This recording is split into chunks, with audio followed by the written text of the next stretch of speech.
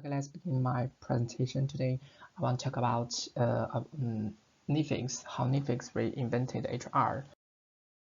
Nifix was co-founded by Reid Hollins and Mike Randolph in 1997 in Scotts Valley, California, which is American media service provider and production company.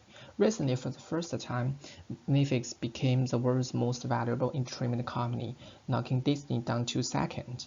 There are several reasons for Nifix success. Nifix culture is worth discussing and learning from. Firstly, I'd like to talk about the culture of one organization.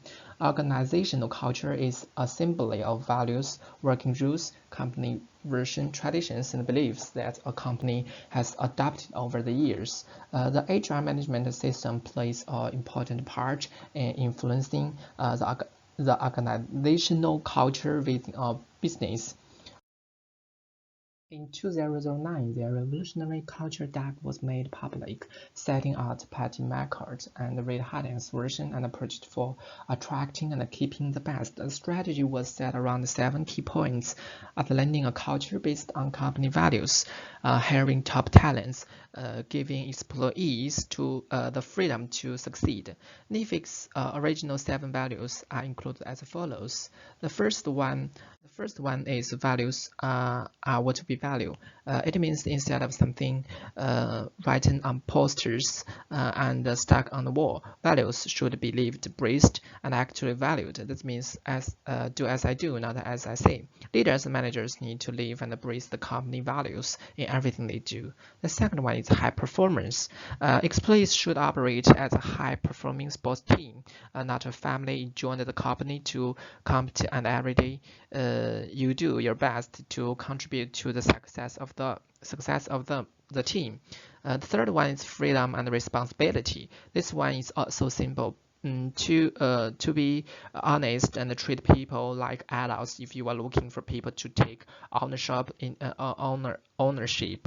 innovate, be smart and creative, then you need to give them the freedom and the responsibility to do so.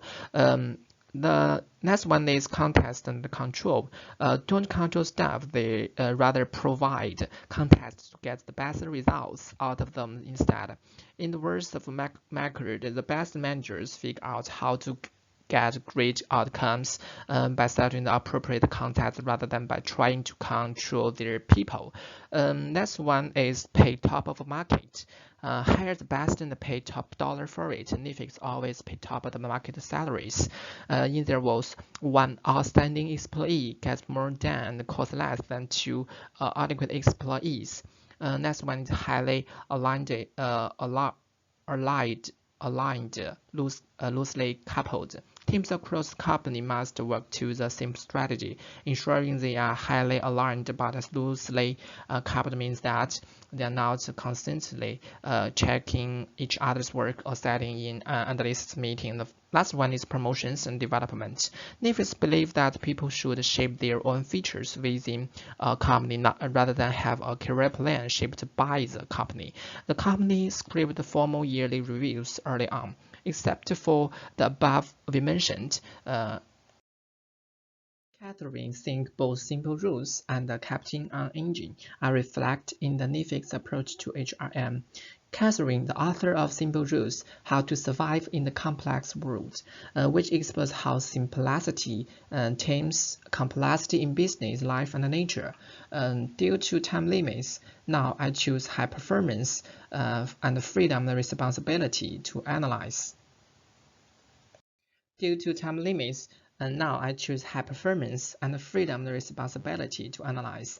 In my opinion, the former is the method that any company should apply to human resources management, while the latter is a method that many companies can adopt and learn from, especially the policy of unlimited holidays. There are 2 principles when we talk about how Nifix reinvented HR. First one is excellent colleagues trump everything else. That means A players would rather work by themselves than with subpar performers. The best things an organization can do for employees is to hire only A players to work alongside them. And another one is let go of people whose skills is no longer fit the development of company, no matter how valuable their contributions had once been. The key to these core issues in both private and public sector organizations is found in building a high-performance culture. No matter what type of company, having high performance employees is a necessary and a crucial factor. I think freedom and responsibility are essential if a company wants to grow over the long term and gets its employees to work from the heart for the interest of the company. Netflix developed rapidly as an organization where its employees knows how exactly they create values for customers and the company. Increase employee freedom as they grow rather than limit it to continue to attract and nourish innovative people so they have the better chance of long-term continued success. In Macker's new book, Powerful Building a Culture of Freedom and Responsibility, she advocates practicing radical honesty in the workplace. Say goodbye to employees who don't fit the company emerging needs and motivating with challenging work. One of the Netflix's most controversial policies is their approach to employee leave and expenditure. Employees are allowed to take holidays as and when they please as cause harm to the business. Moreover, there is no set amount of time allocated for parental leave, allowing the parents to decide when they are ready to return to work. The trust also extends to company spending and expenses such as travel, as Netflix set no spending limits and trusts their employees to be responsible with the company spending. Unlimited holidays promotes trust and employee engagement. With an unlimited holiday, employees must be fully responsible for their own work schedule. They need to evaluate their workload and decide the amount of the time of their work schedule can handle rather than being dedicated to a standard allowance. The trust and the flexibility can mean the workforce is more engaged overall. In fact, LinkedIn has adopted its own unlimited vacation policy in order to improve employee engagement. So I think unlimited holiday policy can be considered by most companies. As for how to apply Netflix's approach to HRM to different types of company, we can learn from the following strategy. And the first one is tell the truth about performance. Managers are asked to talk simply and honestly about the performance on a regular basis with employee as an organic part of their work. Second one is managers earn the job of creating great teams. Managers are continually told that building a great team were their most important tasks. Third one is leading on the job of creating the company culture.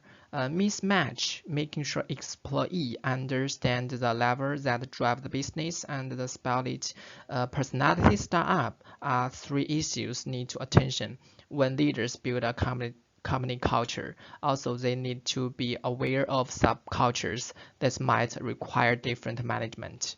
The last one is good talent manager think like business people and innovator first.